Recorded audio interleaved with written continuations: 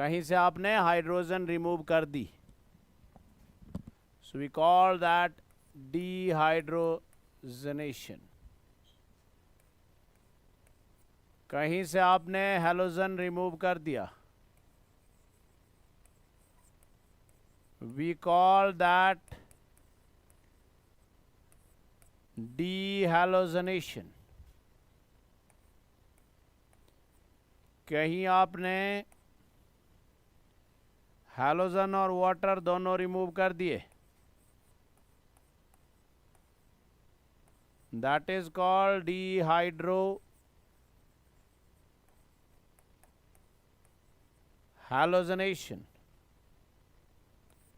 Removal of water as well as halogen। तो elimination हो रही है तो अनसैचुरेशन तो आनी ही है। तो जहां ये स्मॉलर ग्रुप रिमूव होते हैं और इनके रिमूव होने से अनसैचुरेशन आती है, that is what is called elimination. पर यहां दो बातें हैं कि अगर हमारे पास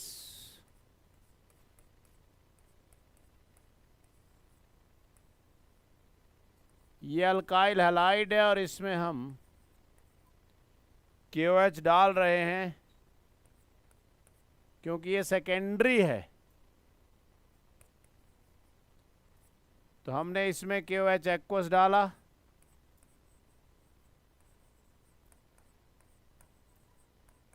और KOH अल्कोहलिक डाला।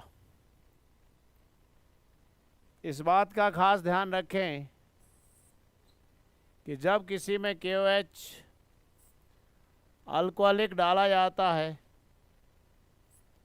that KOH is not as bulkier, OH negative is not as bulkier as it is when it is aqueous, क्योंकि OH negative itself is polar and water is a polar solvent। इसलिए जब aqueous के साथ हम reaction करते हैं, that reaction is means S means substitution reaction, and hence here we get this. So this is nucleophilic substitution and is without rearrangement and is in secondary but in aqueous medium, so it is SN1.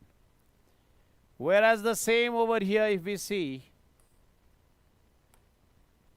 the carbon to which halogen is bonded is alpha carbon. So this is beta, this is also beta. So when there is beta carbon, so there will be removal of KCl, plus there will be removal of water, plus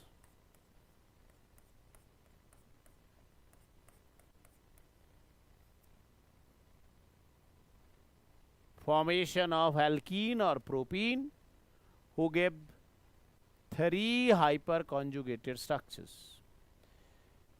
So हमें ध्यान देना होगा कि alcoholic KOH undergo mainly elimination reaction, aqueous undergo substitution reaction, and these elimination reactions, they are of the following types. First is alpha elimination. For this elimination to occur,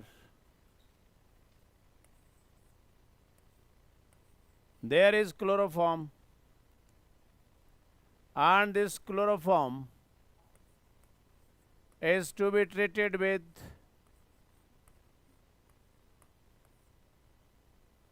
KOH alcoholic,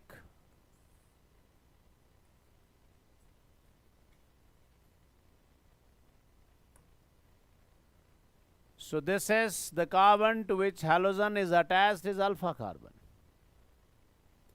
So why it is called alpha, we'll be doing right now. This CCl bond is polar, this Cl is negative, and K positive की शादी हो गई Cl negative के साथ, जिससे उस carbon पर positive charge आया, एंड द हाइड्रोजन, अब इस OH नेगेटिव को एलिमिनेशन के लिए H पॉजिटिव चाहिए, वो भी कौन सी कार्बन से ही, अल्फा से ही। H पॉजिटिव और OH नेगेटिव ने वाटर बनाया, कार्बन को जहां एक साइड से घाटा हुआ था दूसरी साइड से फायदा हो गया, इसलिए ना घाटा हुआ ना फायदा हुआ, and we got the very important intermediate here, and this intermediate is called carbene. We have already done carbocation, carbanion, free radicals, but this is the new intermediate formed in elimination and is carbene. अब ये carbene में lone pair नहीं है, ये non bonded electron pair हैं, क्योंकि carbene is Lewis acid, carbene is suboctet, carbene is electrophile, yes or no, carbene is electron deficient. अब ये जो दो इलेक्ट्रॉन हैं, ये ऐसा भी हो सकता है, कार्बन की वैलेंसी 4 होती है, कि ये दो electron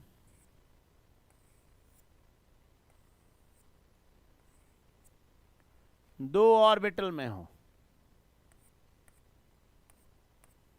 and we have done that 2 electron in 2 orbital can have the same spin.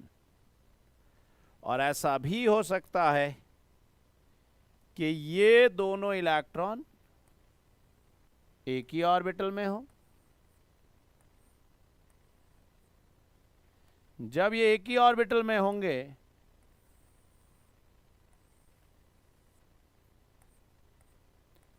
तो दोनों का स्पिन अपोजिट होगा और एक ऑर्बिटल खाली होगा। अब when we were doing quantum number, there we did one thing, the name was spin multiplicity, and this spin multiplicity was 2s plus 1, 2s plus 1. Now you just see here, this is sigma bond, sigma bond. So there are 2 sigma bonds और 2 unpaired electrons हैं जिनका spin plus half है। तो plus half तो spin 1 आ गया, so spin multiplicity is 3. So this type of carbene is called triplet carbene.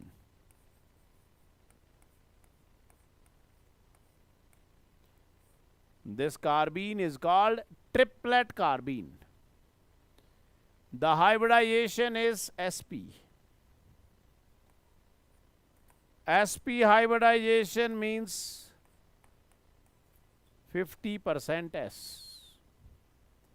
50% s means this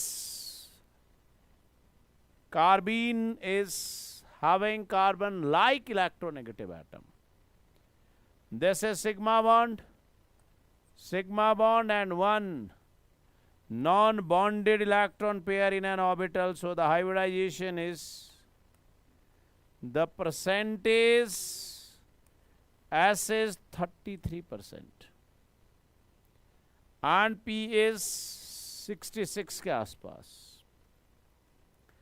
This is with spin multiplicity equal to 1. 2 electrons in the same orbital. Spin is 0. So 2 into 0 plus 1 is 1. So spin multiplicity is 1. Now this is 30%, that is 50%. So we should say triplet carbene is more stable than singlet carbene. So carbene is formed as a result of alpha elimination.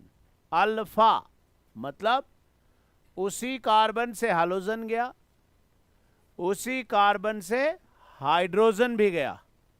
So that is why it is called alpha elimination.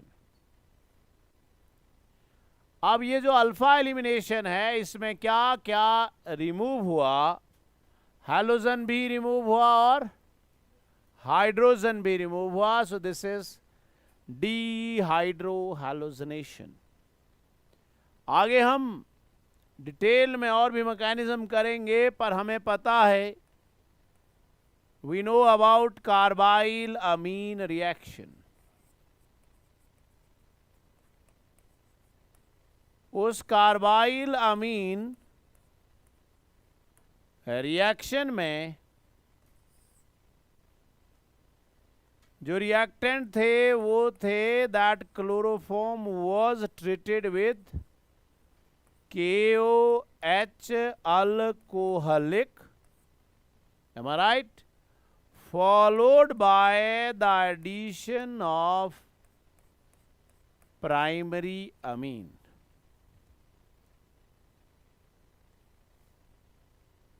तो ये क्या लग रहा है आपको? What is this? The two, they were placed together to generate carbene as intermediate. So carbene is the intermediate in carbylamine reaction, which is used as a test for primary amine reaction. क्या है, हम आगे करते रहेंगे. You did Reamer-Tiemann reaction. Reamer-Tiemann reaction. याद है कुछ? Where you treated the same chloroform with phenol.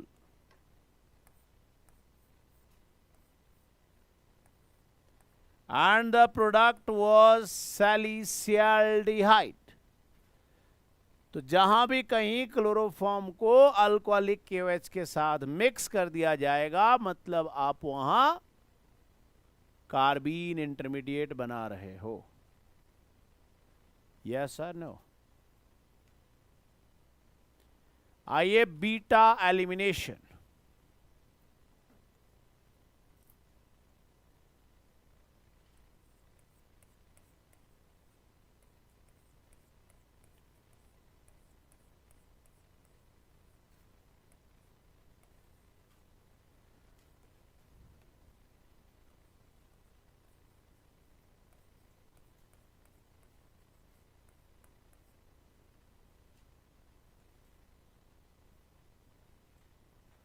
Beta elimination.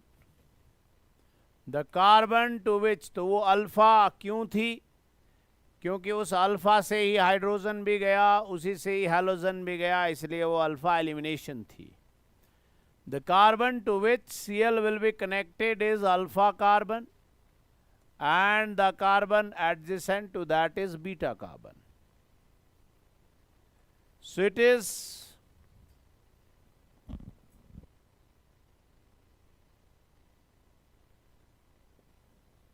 तो KCl को ले गया और उस OH नेगेटिव ने बीटा हाइड्रोजन से H पॉजिटिव मांगा ताकि वहां एलिमिनेशन हो सके. अब वो जिस मर्जी बीटा से मांगा, you got it propene with 3 hyper conjugated structures. And we have already written कि जिसकी अल्कीन सबसे ज्यादा स्टेबल होगी, उसी का रेट ऑफ फॉर्मेशन सबसे ज्यादा होगा. ये हम लिख चुके हैं कि जितना जल्दी इंटरमीडिएट उतना जल्दी बनेगा जितना वो स्टेबल होगा।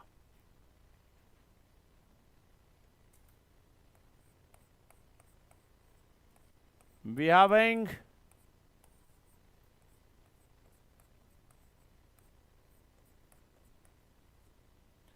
this is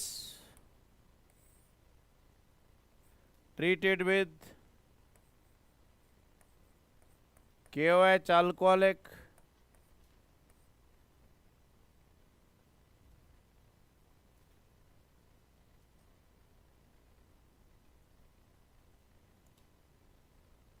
जब आप इसको KOH अल्कोहलिक के साथ ट्रीट करोगे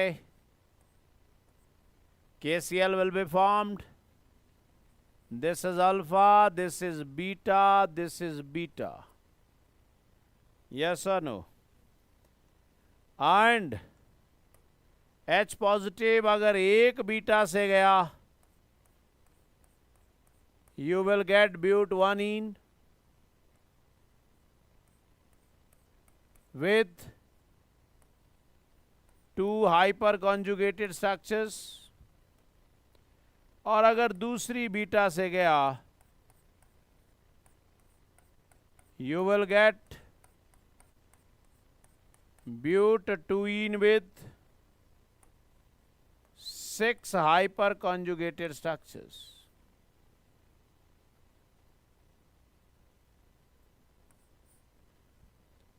And we know the alkene with 6 hyperconjugated structure is more stable. So this will be major product. This will be minor product. पर ये मेजर है तो हमने हाइपर कॉन्जुगेशन से देखा, बट सैटिज़ैफ ने कहा कि अगर एक से ज्यादा बीटा कार्बन हो तो हाइड्रोजन ऐसी बीटा कार्बन से निकाला जाए which should give rise to more stable alkene. So that is called Saytzeff rule. Called Saytzeff rule. अब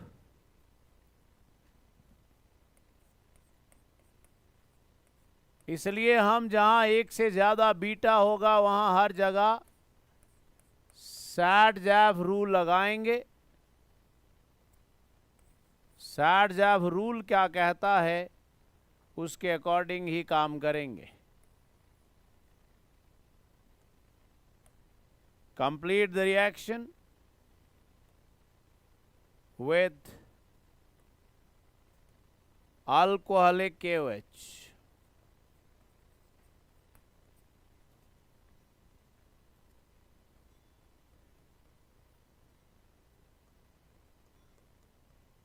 अब अगर वो कंप्लीट प्रोडक्ट बोलता रहेगा तो हम निकालते रहेंगे, वरना हम अपना जो हमें लग रहा है हम वो निकाल देंगे. The one with 9 hyper conjugated structures.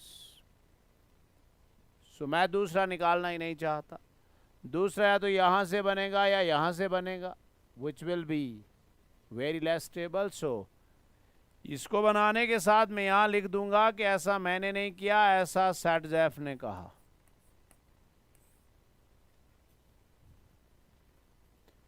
ये बात क्लियर हो गई. अब अगली बात बहुत जरूरी है क्लियर करना, और वो बात क्या है कि जिस तरह से SN1 और SN2 रिएक्शंस होती थी वैसे ही E1 और E2 भी होती है. मैंने कुछ कहा, आप उसको समझिए.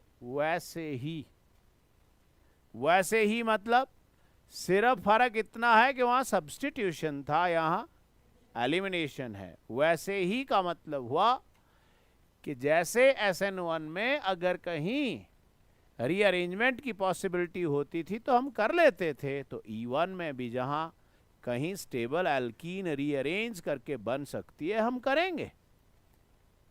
हम E2 का मतलब हुआ कि जैसे SN2 कहाँ होती थी, जहाँ स्टेरिक फैक्टर कम होते थे, तो वहाँ पे ही हम E2 करेंगे। का मतलब क्या हुआ, सामने ध्यान दें और इस रिएक्शन को कंप्लीट करें, और उसके साथ ये भी बताएं कि इस रिएक्शन का नेचर क्या है।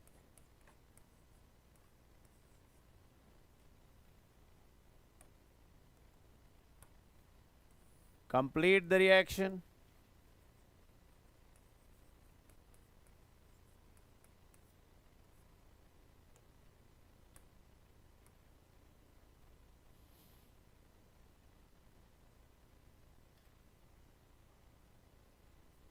ये KCl गया, तो भाई ये तो 2 स्टेप में होगी,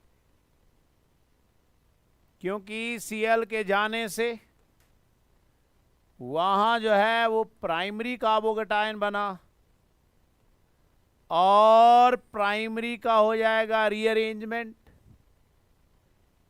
कर आप एलिमिनेशन रहे हो और बिहेवियर SN1 जैसा है, एंड जब वो बन जाएगा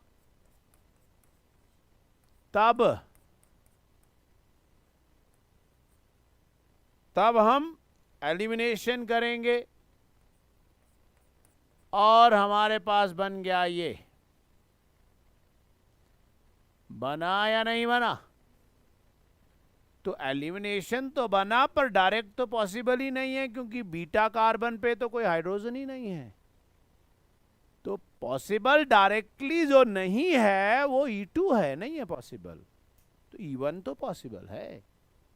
सो this is what we mean by कि जहां कहीं डायरेक्ट एलिमिनेशन नहीं हो रही है, वहां आप रीअरेंज प्रोडक्ट बना सकते हैं, और ऐसा कर सकते हैं। अभी तक हम ये क्या कर रहे थे, डीहाइड्रोहैलोजनेशन, और एलिमिनेशन में तो डिहाइड्रेशन भी होती है। सो लेट अस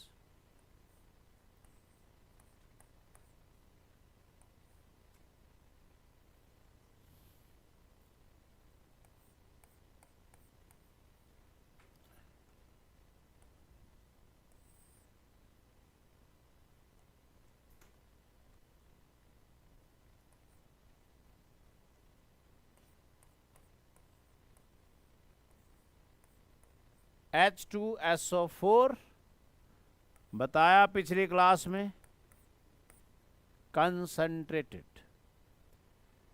कंसंट्रेटेड मतलब इसने H पॉजिटिव दिया, और वो H पॉजिटिव इसके लोन पर अटैक करके दिया, और फिर यहां से ये रिमूव हो गया। रिमूव कौन हुआ? वाटर।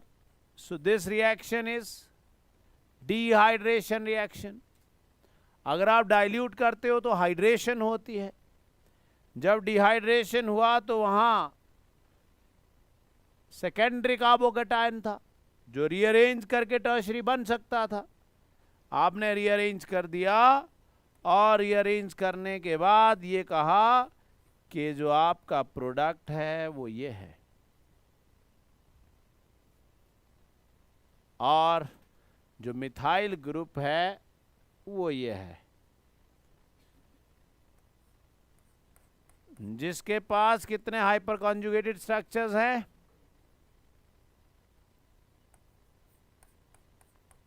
7 हाइपर कॉन्जुगेटेड स्ट्रक्चर्स हैं। 3 यहां हो गए, 2 यहां हो गए, और 2 यहां हो गए। ठीक हो गया या नहीं? तो ये रीअरेंज से भी यही बनना था, और बिना रीअरेंजमेंट के भी यही बनना था। Complete the reaction.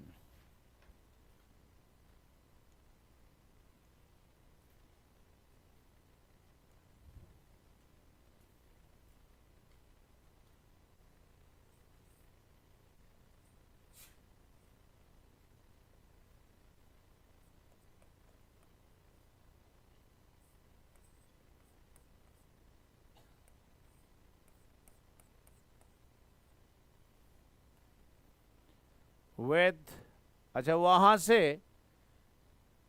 क्योंकि वहां कौन बचा, HSO4 नेगेटिव जो नॉन न्यूक्लियोफाइल है, वो बीटा हाइड्रोजन के साथ H2SO4 रीजनरेट हो जाएगा. So here it is again H2SO4 and that is concentrated. This H2SO4, it will be forming H positive and HSO4 negative. This H positive will attack here and hence water will be removed, and with the removal of water HSO4 negative is non nucleophile, वो कह रहा है मेरा H positive वापस दो. हमने उसका H positive जब वापस देना है तो हमारे पास टर्शरी कार्बोकैटायन है जिसको रीअरेंज करने की जरूरत है नहीं. पर अगर जहां OH था वो अल्फा है तो साथ वाला बीटा है, तो साथ वाला बीटा है तो क्या प्रोडक्ट ये बने या प्रोडक्ट ये बने. अगर पहला प्रोडक्ट बनता है तो हाइपर कॉन्जुगेटेड 3 यहां हो गए, 1 यहां हो गया और 2 यहां हो गए. इसका अल्फा ये रहा 2 और 1 3 और 3 6 hyper conjugated. And here it is 3 3 6 2 4 2 और 2 4 6 और 4 10. तो हमने कहा this is the major product. And this all right now we are doing is Sat-Jaf rule. Sat-Jaf के अकॉर्डिंग जो एलिमिनेशन होनी चाहिए हम वही कर रहे हैं. Complete the reaction.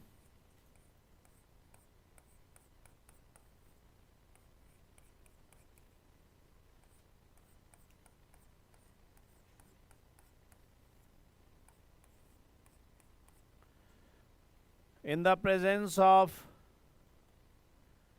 concentrated H2SO4,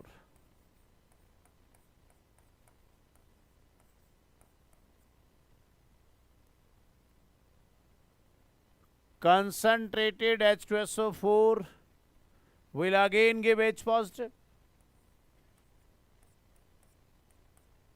and HSO4 negative.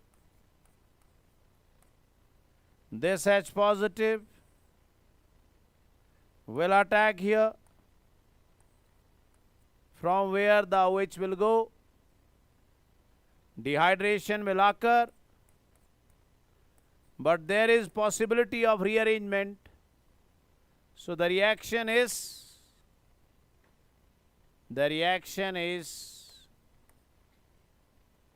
E1.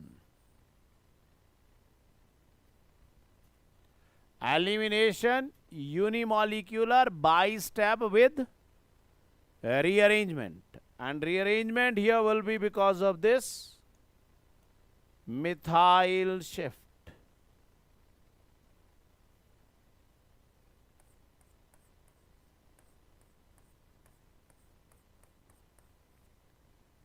Methyl shift.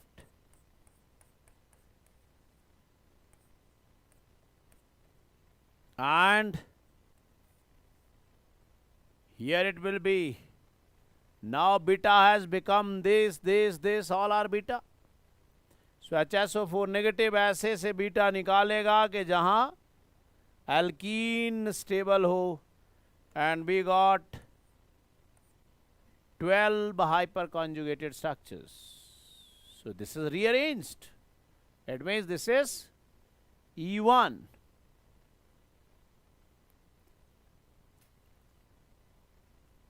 पर कई बार क्या होता है,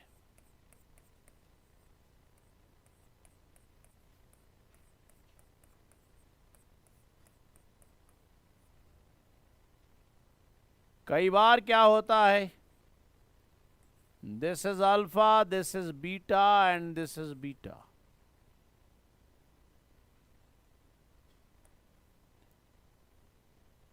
और उधर Cl के बजाय है फ्लोरीन. कहते हैं फ्लोरो एल्केन में अब जिससे हाइड्रोजन जा रहा है वो क्या एक्ट कर रहा है, हाइड्रोजन कैसे जा रहा है, H पॉजिटिव. इसका मतलब एसिडिक हाइड्रोजन की तरह है वो. And this is being surrounded by 2 releasing groups. But this alpha, इसकी अल्फा या इस फ्लोरीन के कार्बन के साथ की बीटा, बीटा से जाना है हाइड्रोजन. सो कहा जाता है कि जब यहां फ्लोरीन हो, the primary beta hydrogen will be abstracted faster. और प्राइमरी रही है. And then with KOH alcoholic, the product formed will be CH2CHCH2CH3.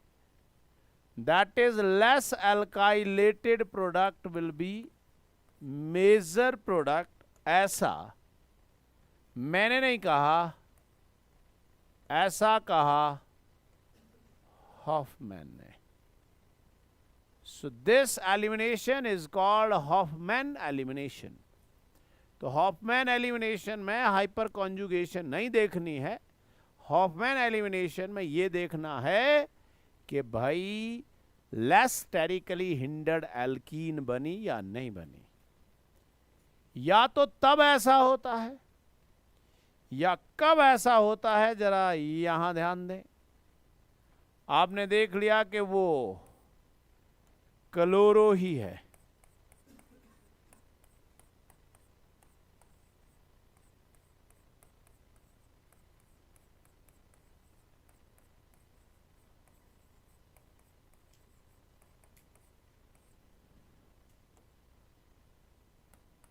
अब क्लोरो तो है, बट ये जो अल्कोहल है ये आपने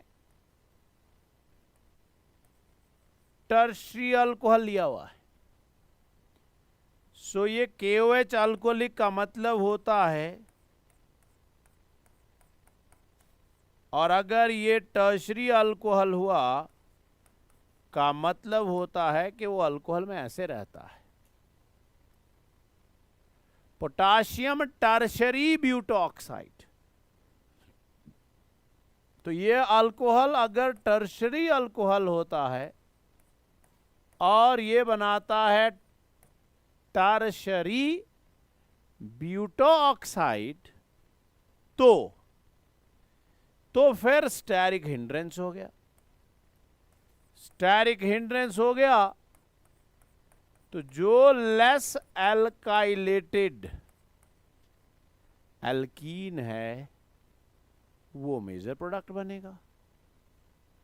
तो लेस एल्काइलेटेड एल्कीन मतलब ब्यूट 1-इन will be the major product. ये भी कौन सा रूल हुआ, हॉफमैन रूल हुआ. समझ में आ गई बात है नहीं.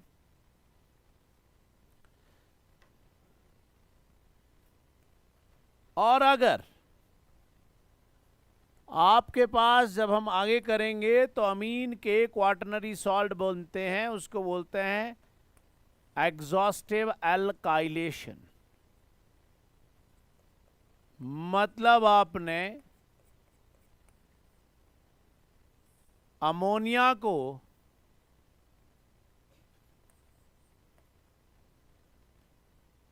क्लोरोमीथेन के साथ ट्रीट किया and you got this quaternary salt. अब इस क्वाटरनरी सॉल्ट में आपने मोइस्ट सिल्वर ऑक्साइड डाला. What is moist silver oxide? मतलब सिल्वर ऑक्साइड को पानी में डाला. पानी में डाला तो क्या बन गया, सिल्वर हाइड्रोक्साइड बन गया. यस और नो? सिल्वर हाइड्रोक्साइड कोई स्ट्रॉन्ग बेस नहीं है, इसलिए वो मेनली सब्स्टिट्यूशन रिएक्शन करता है, जबकि अल्कोहलिक KOH क्या करता है, और उसने सब्स्टिट्यूशन से बना देना है ऐसा, और ये बन गया क्वाटरनरी अमोनियम हाइड्रोक्साइड। अब इस क्वाटरनरी अमोनियम हाइड्रोक्साइड को when you will heat it, क्योंकि ये तो क्वाटरनरी सॉल्ट है, जब आप इसको हीट करोगे N की वैलेंसी क्या होती है, 3 होती है, तो 3 मिथाइल ग्रुप उस N के साथ रहे, we got it tertiary amine, और एक मिथाइल जो वहां से छुटा ऐसे क्या बना, CH3 पॉजिटिव, बाहर कौन है, OH नेगेटिव, और उसने बना दिया CH3OH। अमीन के ऊपर इस टेम्परेचर का कोई फर्क नहीं है, यहां समझने वाली बात है।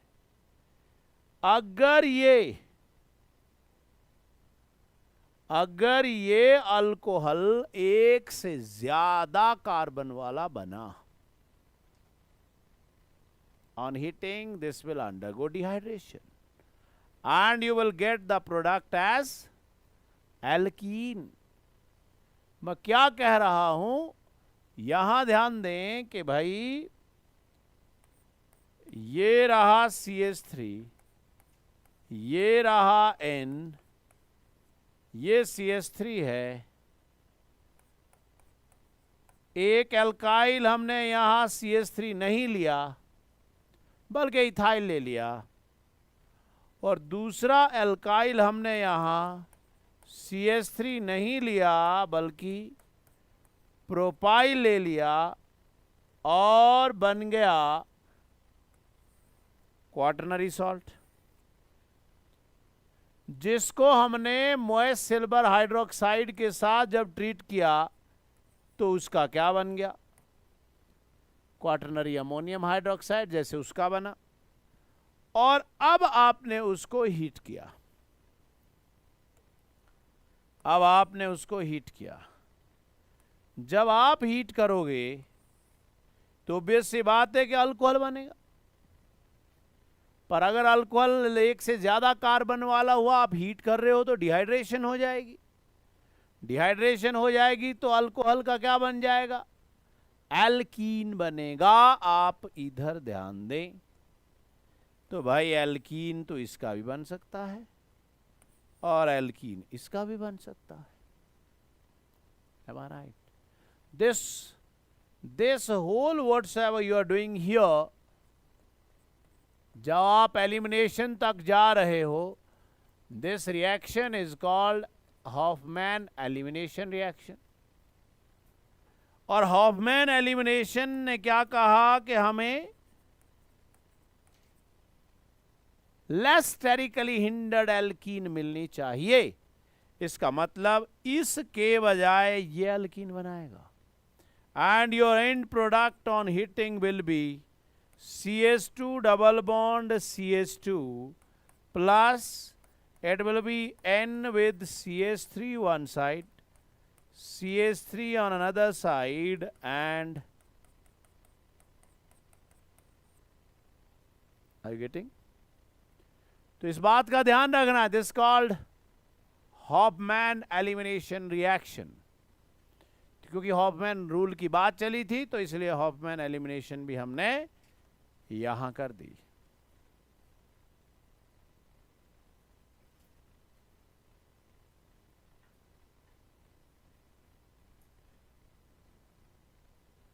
बीटा एलिमिनेशन हो गई, अब आइए गामा एलिमिनेशन की तरफ।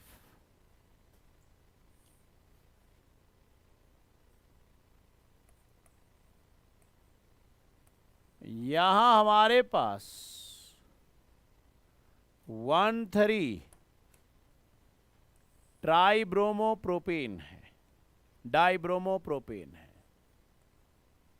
जिसको आपने जिंक जैसे स्ट्रॉन्ग रिड्यूसिंग एजेंट में ट्रीट करके रखा है। अगर ये कार्बन अल्फा है तो ये कार्बन बीटा है, तो ये कार्बन गामा है। अगर ये अल्फा है तो फिर ये गामा है। सो गामा एलिमिनेशन का मतलब हुआ कि 1,3 से वो जिंक, क्योंकि बहुत स्ट्रॉन्ग रिड्यूसिंग एजेंट है, यहाँ ऑक्सीडेशन स्टेट 0 है, यहाँ +2 है, और ऐसा करने से हमारे पास बन गया साइक्लोप्रोपेन, क्योंकि 1,3 से Br गया, and this is called Freund reaction and is used for the preparation of cyclopropane. Clear हो गया या नहीं?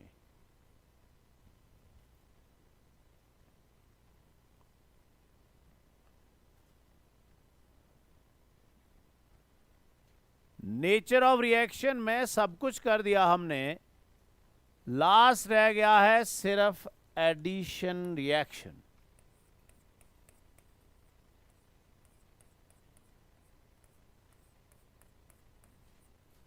ये प्रोपीन है, इस प्रोपीन में हमने HCl डाला। जब इस प्रोपीन में HCl डाला, the double bonded carbon is rich, so the first to attack will be electrophile, so this will be called electrophilic addition. तो उस electrophilic addition में this arrow either can move towards this or can move towards this. This is case number 1 and this is case number 2. If we see the case number 1, the carbon which will have the deficiency is secondary carbon, and CH2 negative will be attacked by H positive.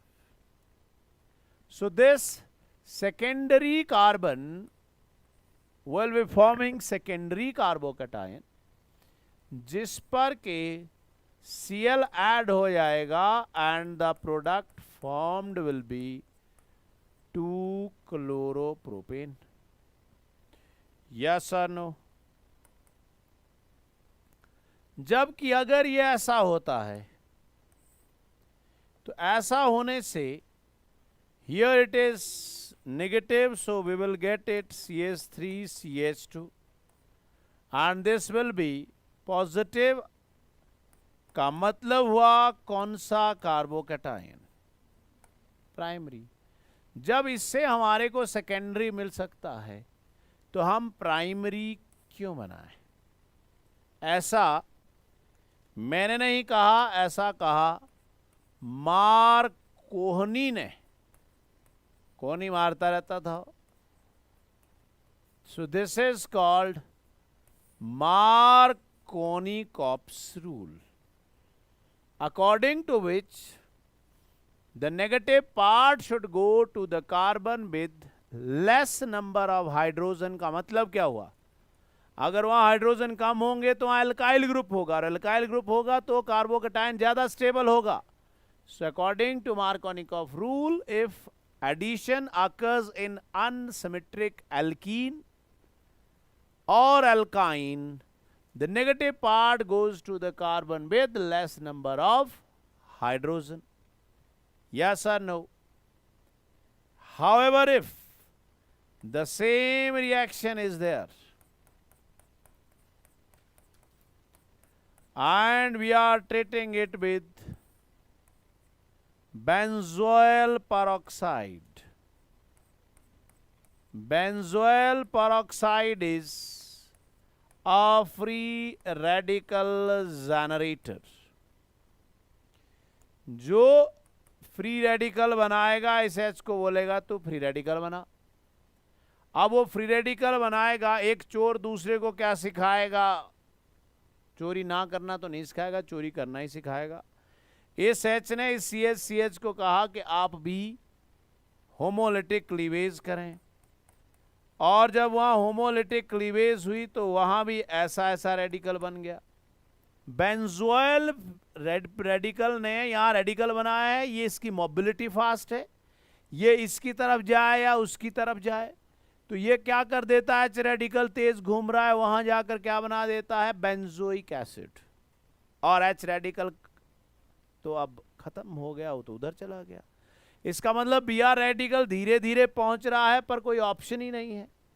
अब वो अगर वो धीरे धीरे पहुंच रहा है, तो मैंने अभी आपको बताया कि अगर एच रेडिकल अकेला होता तो उसने अटैक कर जाना था। अब ये ना समझें कि बी आर रेडिकल अटैक कर रहा है मतलब उसका अटैकिंग एक्शन फास्ट है, नहीं, क्योंकि वहां ऑप्शन ही कोई नहीं है। एच रेडिकल कहां चला गया, उसने बना दिया बेंजोइक एसिड, इसलिए सोल्यूशन में अब कौन है, बी आर रेडिकल है। बी आर रेडिकल है तो उसके पास, मैंने कहा कि अगर वहां एच रेडिकल को ब्लॉक करने वाला ना होता तो पहले यही अटैक करता।